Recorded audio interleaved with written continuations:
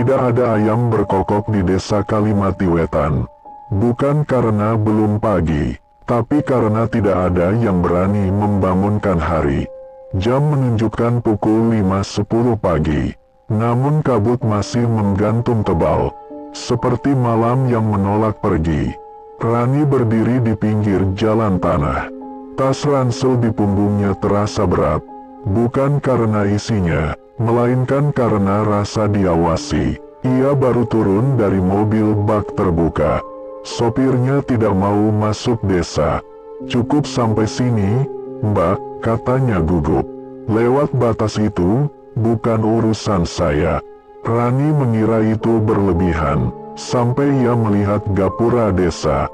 Tulisan kayu tua, "Selamat datang, Desa Kalimati Wetan." Namun huruf "Selamat" dicoret berulang kali. Yang tersisa hanya "Datang." Angin bertiup, bau tanah basah bercampur, sesuatu yang lebih tajam, seperti darah lama. Rani melangkah masuk. Tidak ada suara, tidak ada anak-anak, tidak ada radio. Rumah-rumah berdiri rapat, namun semua pintu tertutup. Jendela ditutup kain hitam, bukan gorden, kain kafan. Rani menelan ludah. "Cuma desa tua," gumamnya. "Cuma kepercayaan." Namun langkahnya berhenti saat melihat sesajen di setiap depan rumah. Bukan bunga, bukan dupa, tapi potongan kuku, rambut manusia, tulang kecil seperti jari. Dan di tengahnya, lilin hitam, menyala tanpa angin. Rani memotret. Klik, lampu kamera mati. Ponselnya restart sendiri. Layar menyala dengan satu pesan. "Kamu terlalu cepat datang." Rani terdiam. Siapa yang kirim ini? Langkah kaki terdengar di belakangnya. Duk, duk, duk. Seorang lelaki tua muncul dari kabut. Pakaiannya hitam lusuh, matanya cekung. "Kamu bukan warga sini," katanya datar. Rani mengangguk. "Saya mahasiswa penelitian budaya." Orang tua itu memotong. "Kalau mau hidup," katanya pelan, "jangan sebut nama itu di siang hari." Rani mengernyit. "Nama siapa, Pak?" Lelaki itu mendekat. Suaranya berubah seperti bisikan banyak orang. "Yang kami sembah," katanya, "yang memberi panen dan mengambil anak-anak." Kabut menebal. Dari kejauhan terdengar suara lonceng besi. Tong, tong, tong. Orang tua itu langsung berlutut, menunduk. "Sudah waktunya," katanya gemetar. "Kamu seharusnya datang malam." Rani panik. "Waktu apa?" Lelaki itu menatapnya lurus. "Waktu memberi makan." Dari balik rumah-rumah, satu persatu pintu terbuka. Penduduk keluar, semua berpakaian hitam, semua membawa obor, dan semua tidak punya bayangan. Lonceng berbunyi lebih keras. Langit mendadak gelap, padahal matahari belum terbit. Dan di tanah desa, muncul simbol besar, terbuat dari darah kering. Bukan lingkaran, tapi mata. Mata yang sedang membuka. Lonceng berhenti berbunyi. Sunyi jatuh begitu cepat, sampai telinga Rani berdenging. Penduduk desa berdiri membentuk setengah lingkaran. Tidak ada yang berbicara, tidak ada yang menatap langsung. Semua mata tertuju ke tanah. Di tengah lingkaran, seekor kambing hitam, tali di lehernya berlumuran darah lama. Matanya putih. Rani mundur setapak. "Ini ritual biasa?"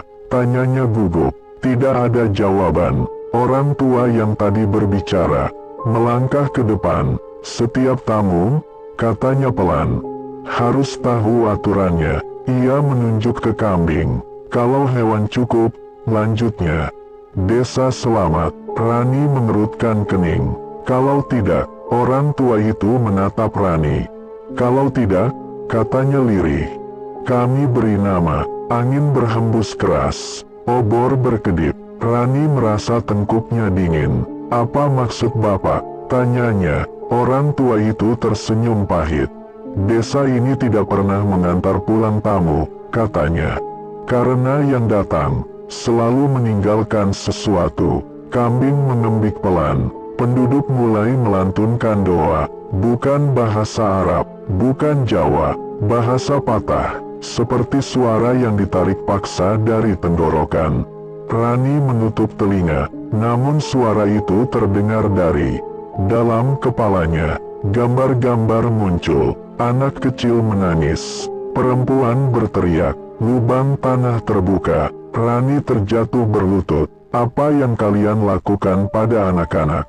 Teriaknya. Doa berhenti mendadak. Penduduk menoleh bersamaan. Jangan sebut itu, kata beberapa suara jadi satu. Yang diminta selalu datang sendiri. Kambing tiba-tiba roboh, tidak disembelih.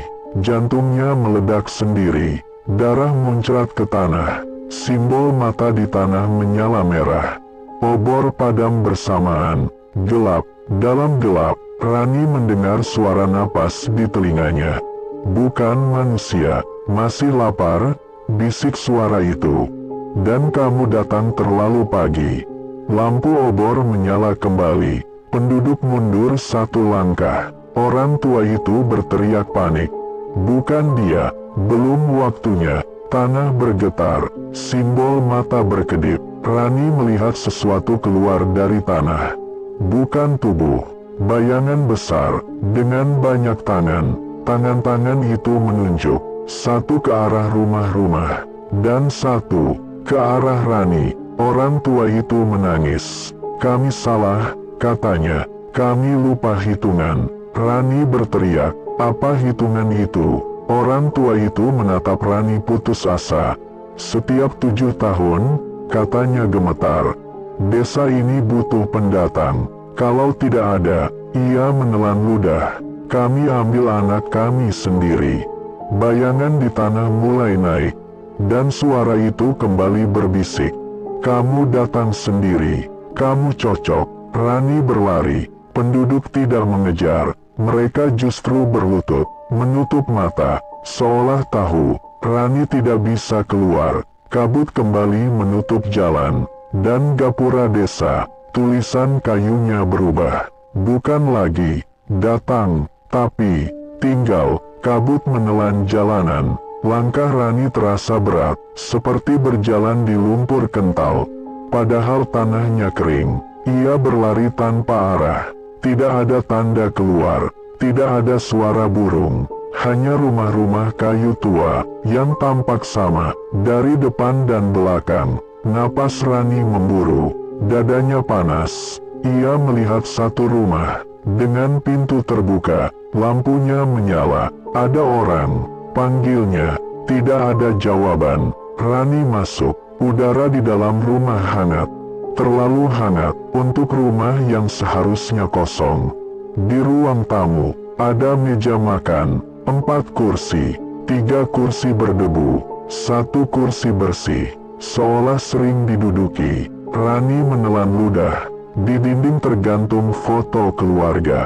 Ayah, ibu, anak perempuan. Namun wajah mereka disobek dari foto, menyisakan lubang hitam. Rani mundur pelan, lantai berderit.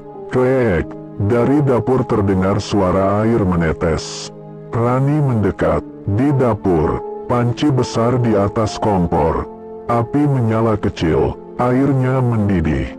Di dalam panci, bukan air, tapi rambut manusia, mengambang, bau menyengat. Rani menutup hidung. Tolong, bisiknya, aku mau keluar. Dari balik pintu kamar, terdengar suara anak kecil. Kenapa kamu duduk di kursiku? Rani terdiam. Pintu kamar terbuka perlahan. Seorang anak perempuan berdiri. Bajunya hitam, rambutnya panjang menutupi wajah. Kakinya tidak menyentuh lantai. Aku cuma numpang, kata Rani gemetar. Anak itu memiringkan kepala. Semua yang numpang, katanya pelan. Tinggal, Rani melihat ke bawah. Bayangan anak itu menempel ke bayangan Rani, tidak terpisah. Siapa kamu? Tanya Rani. Anak itu tersenyum. Aku yang terakhir, katanya. Yang sebelum kamu, Jantung Rani berdegup keras. "Kamu dikorbankan." Anak itu mengangguk. "Mereka bilang aku istimewa," katanya polos. "Katanya kalau aku diam, desa selamat." Rani menahan tangis. "Aku bisa bawa kamu keluar," katanya. "Kita pergi sama-sama." Anak itu tertawa kecil. "Aku tidak boleh keluar," katanya. "Rumah ini," perut, dinding rumah bergetar, kayu-kayu berderit. Foto-foto di dinding mulai meneteskan darah. Dari lubang wajah, anak itu melangkah mendekat. "Kamu harus ganti aku," katanya lembut.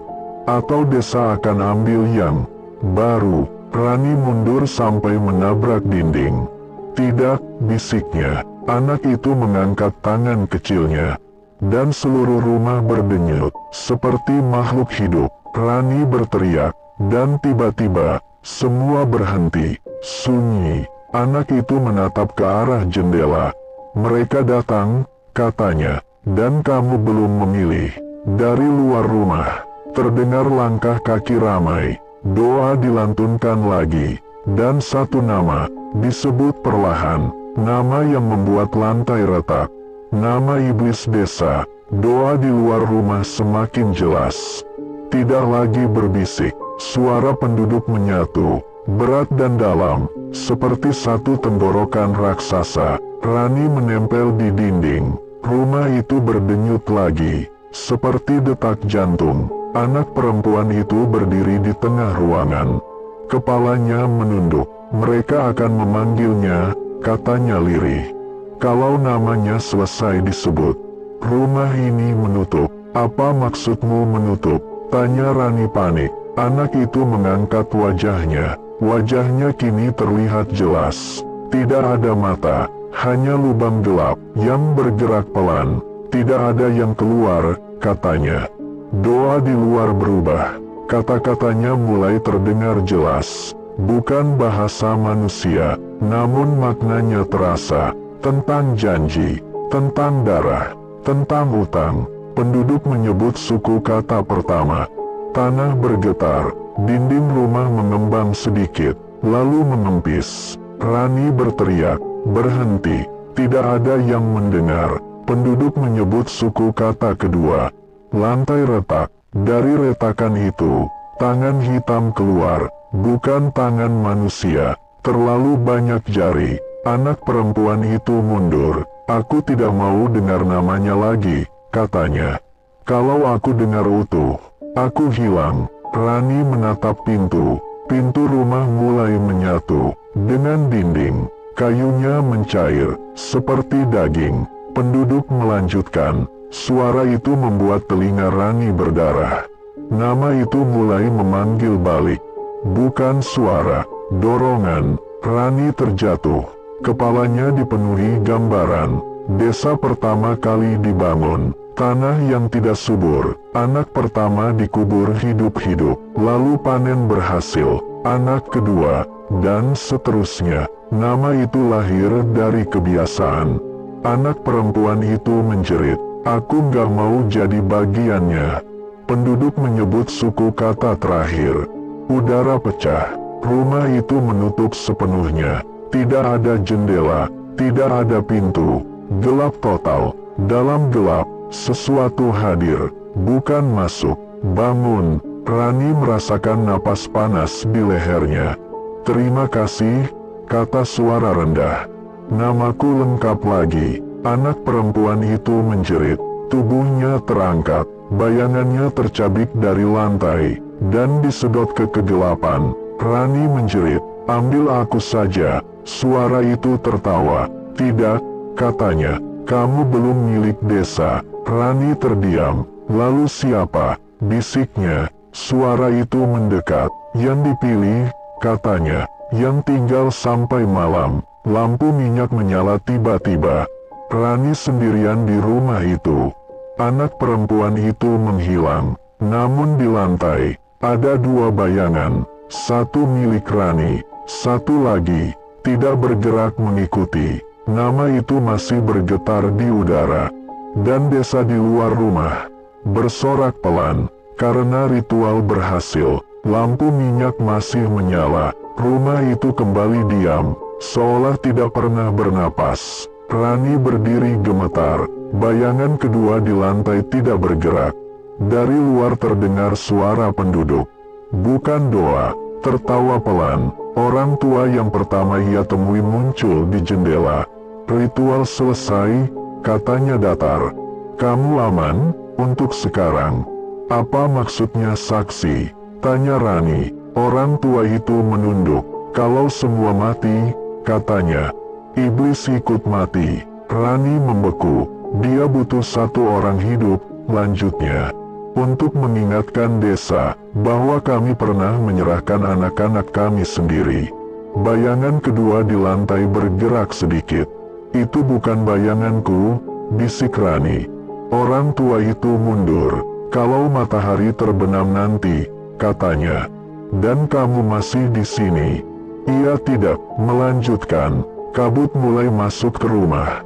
Dan dari bayangan itu terdengar bisikan pelan. Jam berikutnya, aku akan mengajarkanmu cara menyaksikan tanpa menutup mata. Kabut menipis. Matahari muncul, namun cahayanya pucat. Penduduk keluar rumah. Beraktivitas normal. Seolah semalam, tidak ada ritual. Rani berjalan di tengah desa.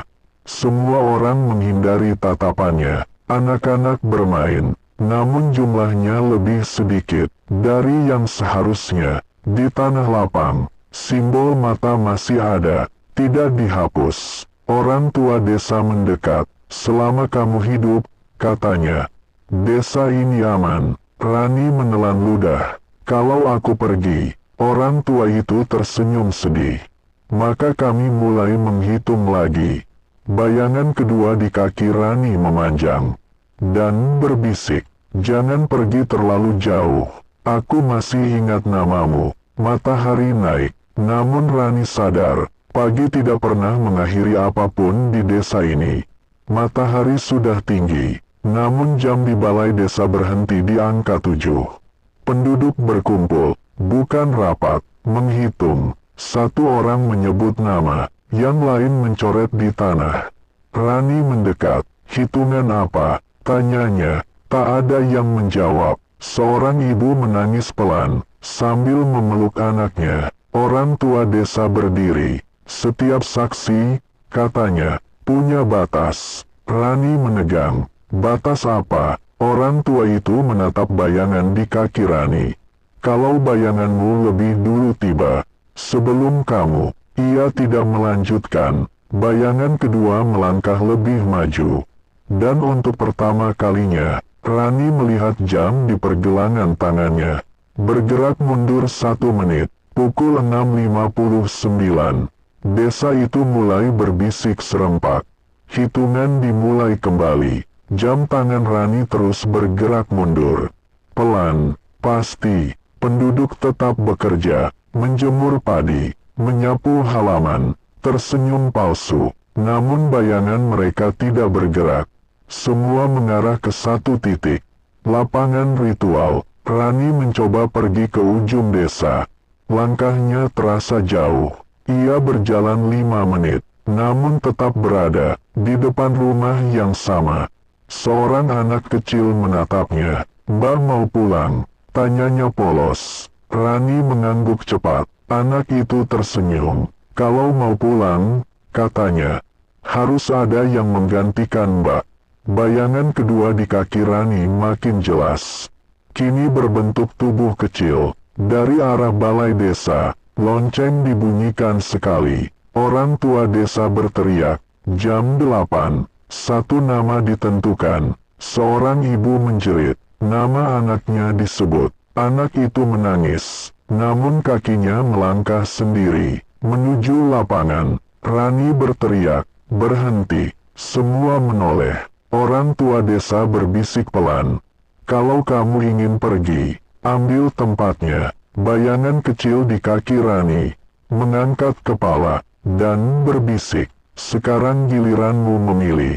Lapangan ritual dipenuhi orang. Tidak ada yang menangis keras. Semua tahu, suara terlalu kuat bisa mengundang perhatiannya. Anak yang namanya disebut berdiri di tengah. Tubuhnya gemetar. Rani melangkah maju. "Ambil aku," katanya. "Biarkan anak itu pulang." Penduduk terdiam. Orang tua desa menggeleng pelan. "Kamu bukan milik kami sepenuhnya," katanya. "Kamu hanya saksi." Bayangan kecil di kaki Rani tertawa pelan. "Kalau begitu," bisiknya, "jadilah milik desa." Tanah di bawah Rani menghangat. Simbol mata muncul lagi. Tidak digambar, timbul sendiri. Anak itu tiba-tiba berhenti menangis. Matanya kosong. Ia menoleh ke Rani. "Terima kasih," katanya dengan suara dewasa. Sekarang hitungan berlanjut. Tanah terbuka, bukan lubang, mulut. Anak itu jatuh ke dalam. Tanpa jeritan, tanah menutup. Penduduk serempak menghela napas. Orang tua desa menatap Rani. "Sekarang kamu benar-benar saksi," katanya. Dan saksi tidak pernah cepat mati. Jam di balai desa bergerak lagi. Pukul 9.59. Pukul 10. Bayangan kecil di kaki Rani bertambah satu. Dan dari tanah terdengar bisikan. "Jam berikutnya, kita mulai mengenalmu." Angin berhenti. Desa terasa menahan napas. Rani berdiri di pinggir lapangan. Tidak ada yang berani mendekat. Dari tanah, suara itu muncul lagi. Lebih jelas, lebih dekat. Rani menutup telinga. "Jangan sebut namaku," teriaknya. Orang tua desa jatuh berlutut. Wajahnya pucat. "Dia mulai mengenalmu," katanya gemetar. "Kalau namamu disebut utuh, kamu bukan saksi lagi." "Lalu aku jadi apa?" tanya Rani. Orang tua itu menunduk. Pengganti. Bayangan-bayangan di kaki Rani kini tiga. Semuanya anak-anak. Mereka berbisik bersamaan. "Kalau kamu tinggal sampai malam, kami bisa istirahat." Jam di balai desa berdentang pelan. Tong, angka 10 retak. Dan dari retakan itu, darah menetes. Suara dari tanah kembali terdengar. Lebih lembut, seperti membujuk. "Rani, tinggallah." Langit mendadak mendung. Rani sadar satu hal. Iblis itu tidak menyerangnya. Ia sedang menunggunya setuju. Matahari tepat di atas kepala. Bayangan seharusnya pendek. Namun bayangan Rani justru memanjang. Dan mengarah ke tengah desa. Ia berlari. Tidak peduli tatapan penduduk, tidak peduli bisikan dari tanah. "Kalau aku bisa masuk," pikirnya, "aku pasti bisa keluar." Ia melewati gapura desa. Tulisan kayu terlihat jelas. Tinggal. Rani melangkah 1 kali, 2 kali, dan mendadak, ia kembali berdiri di lapangan ritual.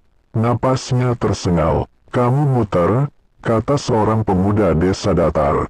Semua juga begitu. Rani menoleh cepat. "Kamu pernah coba kabur?" Pemuda itu tersenyum pahit. "Ayahku," katanya. "Dia lari siang hari. Ditemukan malamnya. Sudah jadi doa." Rani bergidik. Ia mencoba arah lain. Masuk hutan kecil di sisi desa.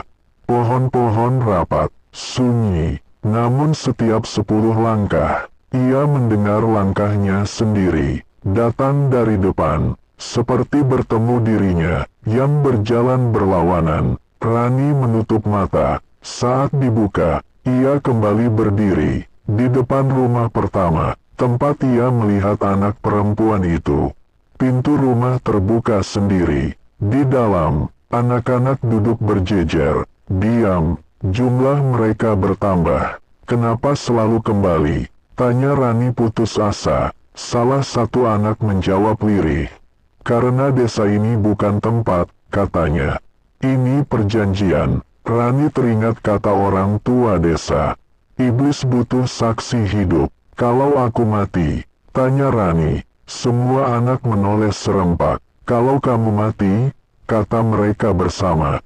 Hitungan dimulai dari awal. Dari luar terdengar teriakan. Seorang warga ditemukan tewas. Bukan dibunuh, Wajahnya membatu, seperti patung doa. Orang tua desa menangis. Dia menyebut namanya terlalu keras, katanya. Sekarang kita kurang satu. Rani sadar, selama ia hidup, desa menunda korban. Selama ia mencoba pergi, desa menariknya kembali. Dan suara itu kembali muncul di belakang telinganya. Rani, kamu berjalan jauh untuk pulang. Napas panas menyentuh lehernya. Kamu tidak tersesat, bisik suara itu. Kamu sudah sampai. Jam di balai desa berdentang. Pukul 11.59.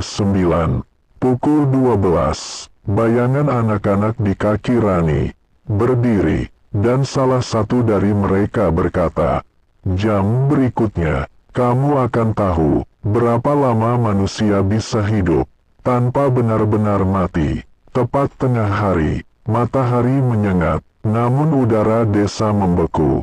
Tidak ada angin, tidak ada suara burung, hanya detak jantung Rani yang terdengar terlalu keras. Penduduk desa berdiri melingkar, tidak satu pun menyentuh Rani.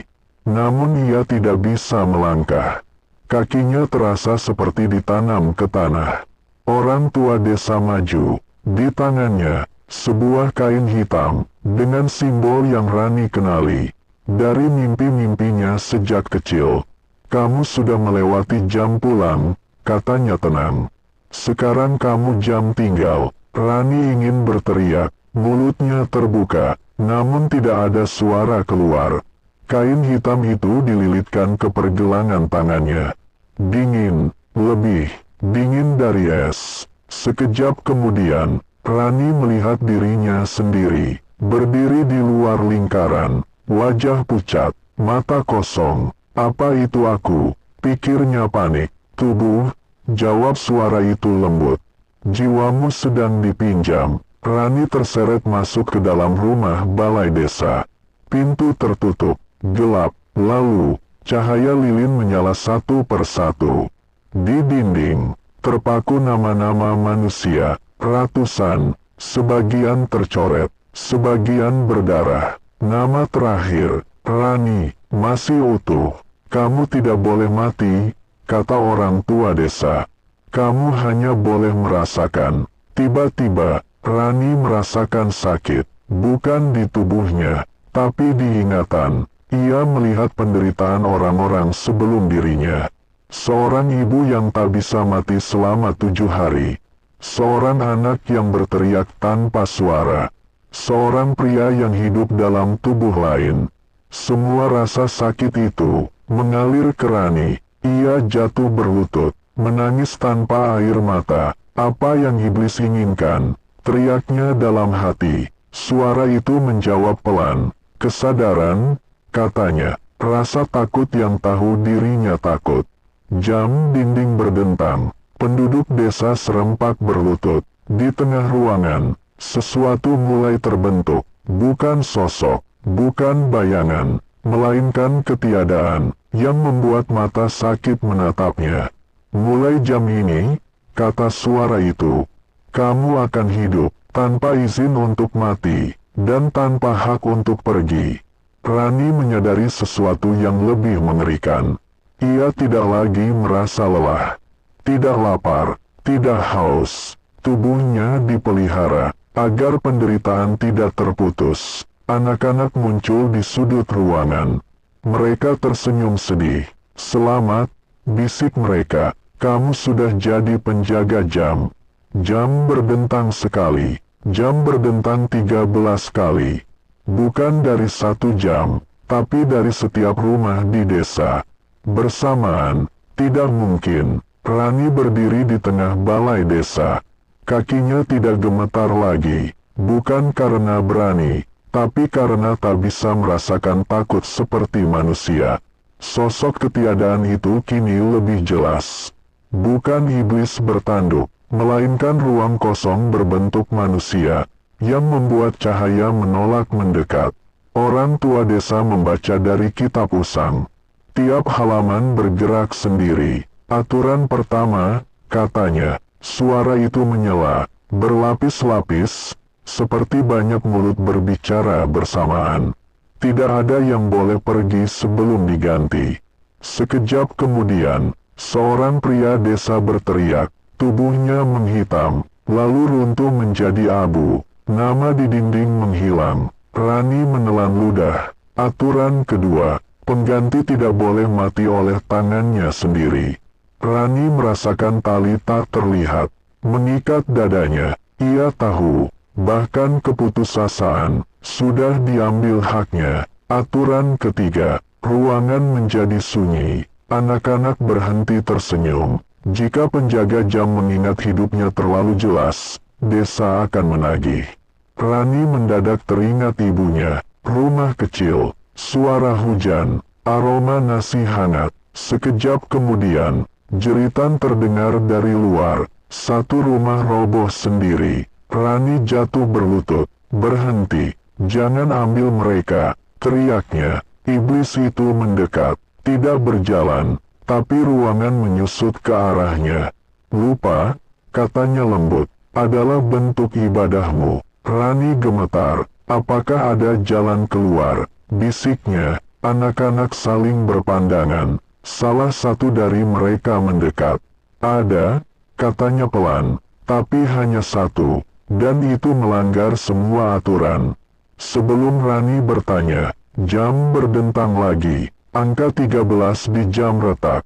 Dari celahnya, mata terbuka. Mata itu menatap Rani, dan untuk pertama kalinya, iblis itu berkata dengan nada tertarik. Ah, kamu mulai berpikir seperti aku.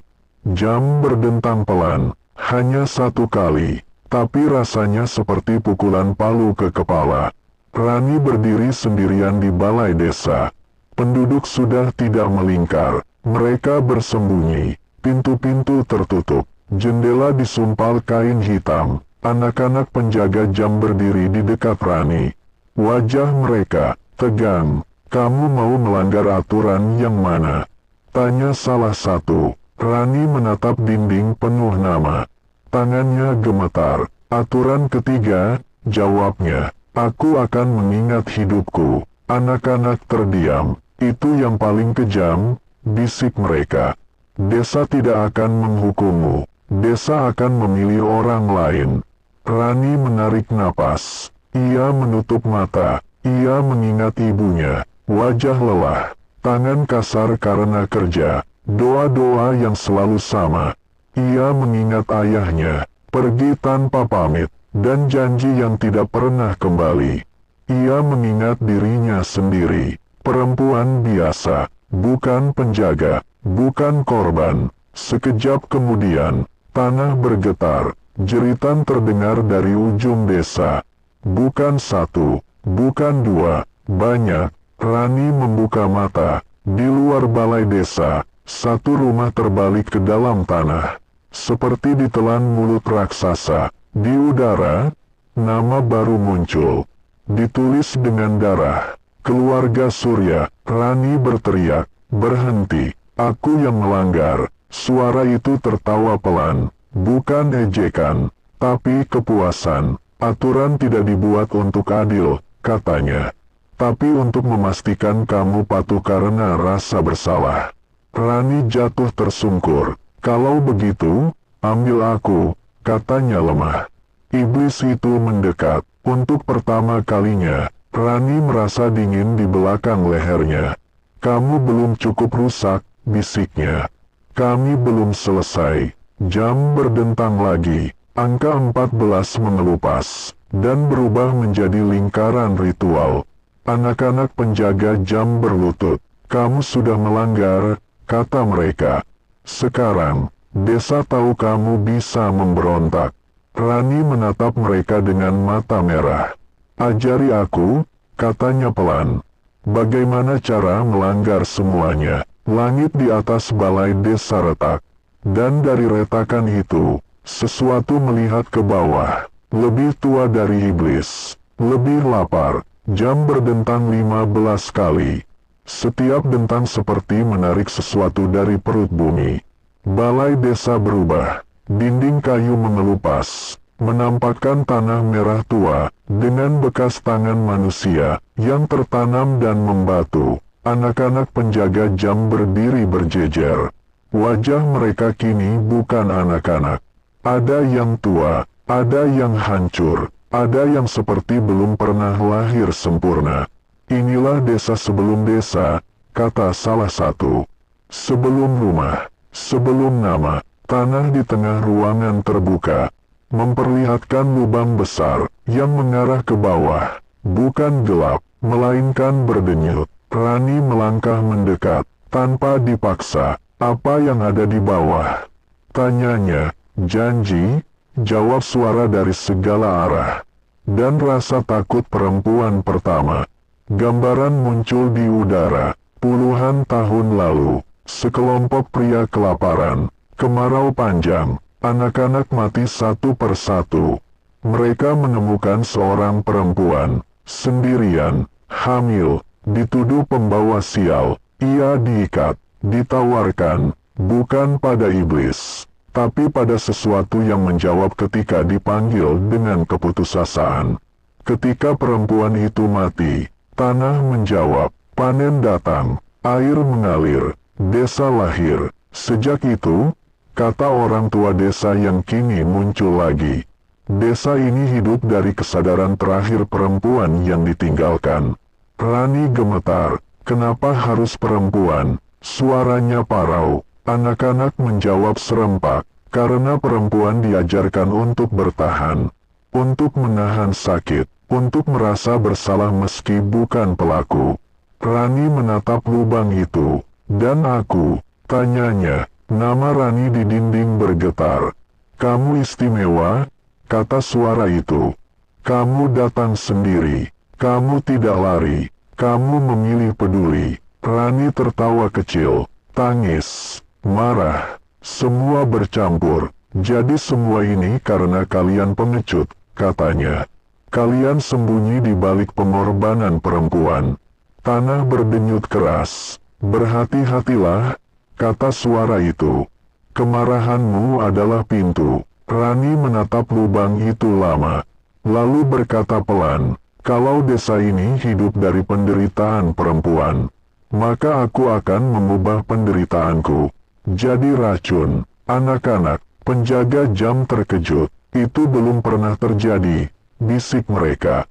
Jam berdentang sekali lagi. Angka 15 terbakar, dan untuk pertama kalinya sejak ia datang, Rani tidak merasa milik desa. Ia merasa desa mulai takut padanya. Jam berdentang 16 kali. Dentangnya tidak serempak, beberapa terlambat, beberapa tidak mau berbunyi. Langit menghitam, padahal matahari masih di atas kepala. Bayangan rumah-rumah memanjang tidak wajar, seolah mencoba melarikan diri. Rani berdiri di tepi lubang ritual. Tanah berdenyut semakin cepat, seperti jantung yang panik. Apa yang harus kulakukan? Tanya Rani pada anak-anak penjaga jam. Mereka saling berpandangan, takut. Ritual ini dibuat untuk memberi, kata salah satu. Kalau mau dibalik, kamu harus mengambil kembali. Rani mengangguk. Ia melangkah ke dalam lingkaran ritual. Tanpa jimat, tanpa doa desa, hanya ingatan dan kemarahan. Ia menutup mata, mengingat semua perempuan yang dikorbankan. Nama-nama di dinding, tangisan yang tidak pernah didengar, tubuh yang dianggap harga murah. Aku tidak datang untuk menggantikan, kata Rani lantang. Aku datang untuk menagih. Tanah menjerit, lubang ritual menyempit, bukan menelan, tapi memuntahkan. Satu sosok terlempar keluar, seorang anak penjaga jam. Tubuhnya gemetar, kulitnya perlahan menjadi manusia kembali. Ia menangis, tangisan sungguhan. Aku ingat namaku, katanya terbata. Aku, Dina. Anak-anak lain mundur, ketakutan. Dia dibebaskan, teriak mereka. Itu melanggar inti perjanjian. Tanah bergetar hebat, rumah-rumah retak, penduduk desa berlarian, menjerit. Untuk pertama kalinya, Mereka tidak dilindungi. Suara itu menggelegar, tidak lagi lembut. Kau merusak keseimbangan. Rani berdiri tegak. Aku hanya mengembalikan apa yang kalian curi. Lubang ritual memuntahkan darah hitam. Nama-nama di dinding mulai jatuh satu persatu. Orang tua desa muncul dengan wajah putus asa. Hentikan, teriaknya. Kalau ritual runtuh, desa ini akan mati. Rani menatapnya tajam. Bagus, jawabnya dingin. Biar kalian tahu rasanya hidup di atas pengorbanan. Jam berdentang lagi, angka 16 pecah. Dari pecahannya, muncul jeritan perempuan pertama. Bukan minta tolong, tapi tertawa. Anak penjaga jam yang tersisa berbisik. Sekarang kamu bukan penjaga, kamu ancaman. Langit terbelah, sesuatu yang lebih besar dari iblis. Mulai memperhatikan langsung. Rani memegang tangan Dina. Pegang aku, katanya. Kita belum selesai. Jam berdentang 17 kali. Dentangnya terdengar tergesa, seolah waktu sendiri ingin segera lewat. Penduduk desa keluar dari rumah mereka. Bukan untuk berdoa, bukan untuk lari. Mereka membawa alat pertanian, golok, cangkul, tali. Wajah-wajah yang sebelumnya tunduk, kini keras dan dingin. Ambil kembali anak itu, teriak seseorang. Kalau ritual runtuh, kita semua mati. Rani berdiri di depan Dina, melindunginya. Kalian tidak pernah peduli siapa yang mati, kata Rani lantang. Kalian hanya takut kehilangan keuntungan. Orang tua desa melangkah maju. Tangannya gemetar, tapi matanya penuh tekad. Pengorbanan adalah harga hidup, katanya. Dan kamu, terlalu berbahaya untuk dibiarkan hidup. Tanah berdenyut, lubang ritual terbuka lebih lebar. Suara itu muncul lagi, bukan dari bawah, tapi dari dalam dada penduduk desa. Kembalikan pengganti, atau desa aku ambil sekarang. Penduduk ragu, lalu satu orang maju. Ambil dia saja, teriaknya sambil menunjuk Dina. Dina menjerit, tubuhnya gemetar, ingatan manusiawinya baru kembali. Dan sudah hendak dirampas lagi. Rani menutup mata, napasnya berat. Di hadapannya ada dua jalan. Menyerahkan Dina, ritual stabil, desa selamat, kejahatan berlanjut. Menolak, desa runtuh, semua perjanjian hancur. Tidak ada yang tahu siapa yang selamat. Rani membuka mata, menatap penduduk satu persatu. Kalian selalu bilang ini demi hidup, katanya pelan. Sekarang, coba mati dengan pilihan sendiri. Ia menggenggam tangan Dina erat. Apapun yang terjadi, bisik Rani, kamu bukan milik mereka lagi. Penduduk desa menyerang, tanah meledak, lubang ritual memuntahkan jeritan, nama-nama, ingatan, dan rasa sakit puluhan tahun. Rumah-rumah roboh. Langit menghitam total. Suara itu berteriak marah.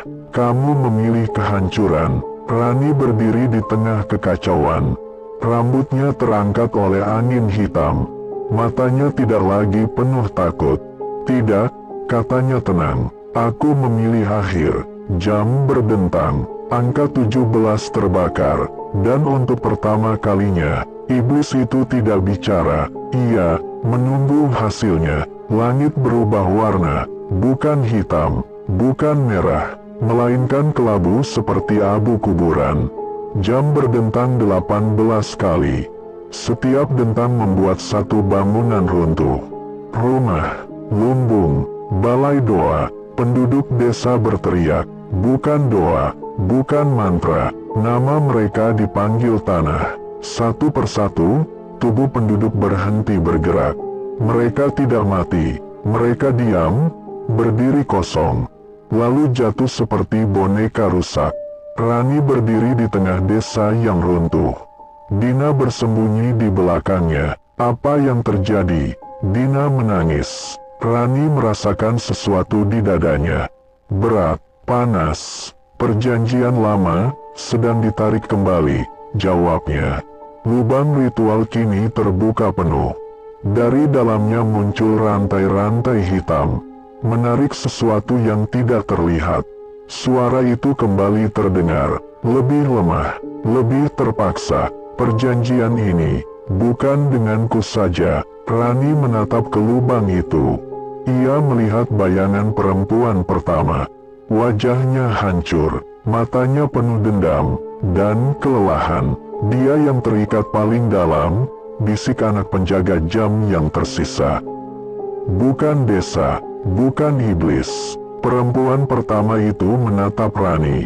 Untuk pertama kalinya, bukan sebagai korban. Kalau desa ini hancur, suara perempuan itu bergetar.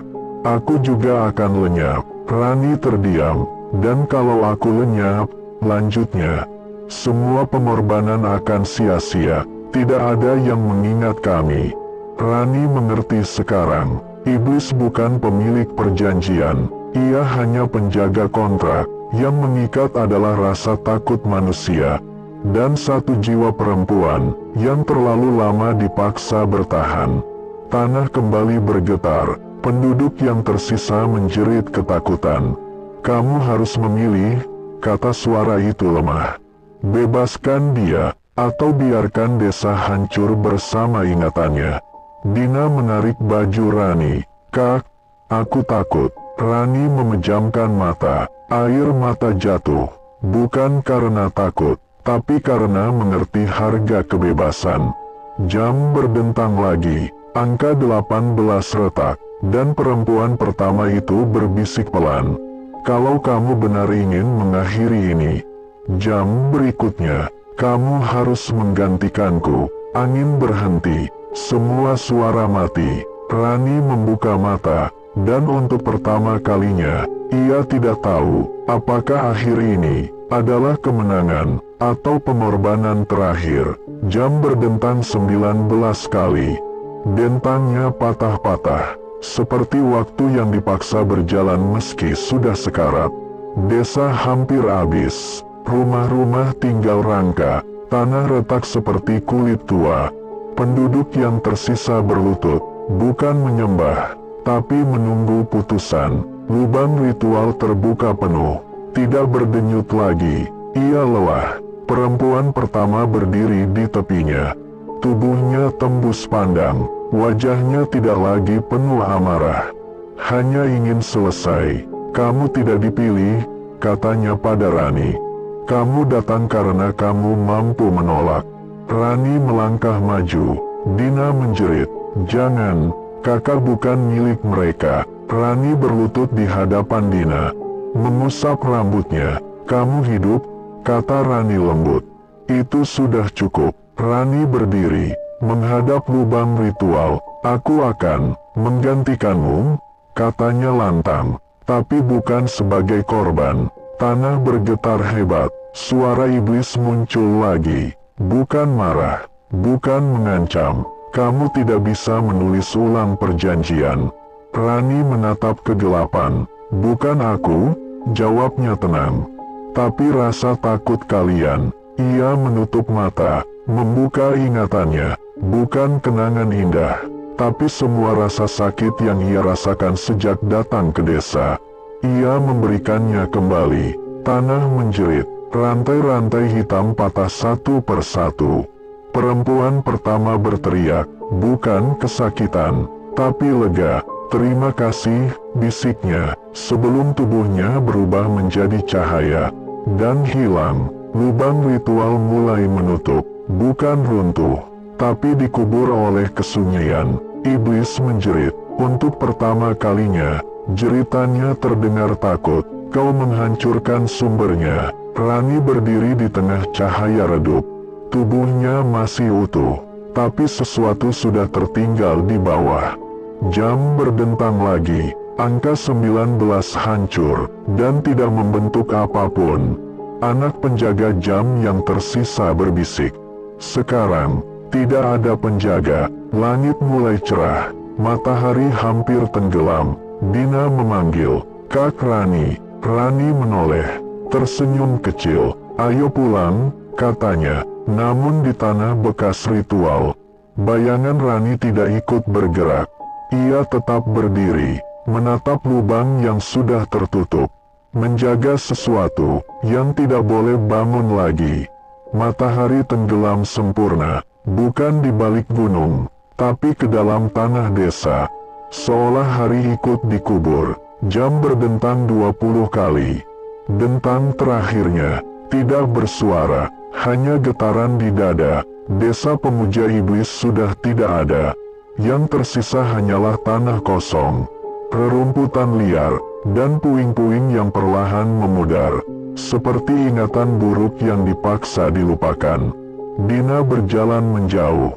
Ia menoleh sekali, tidak melihat apa-apa, karena dari sudut pandang manusia, Rani sudah pergi. Namun di tempat lubang ritual pernah terbuka, sesuatu berdiri diam. Rani, bukan tubuh, bukan roh, melainkan kesadaran yang menolak hilang.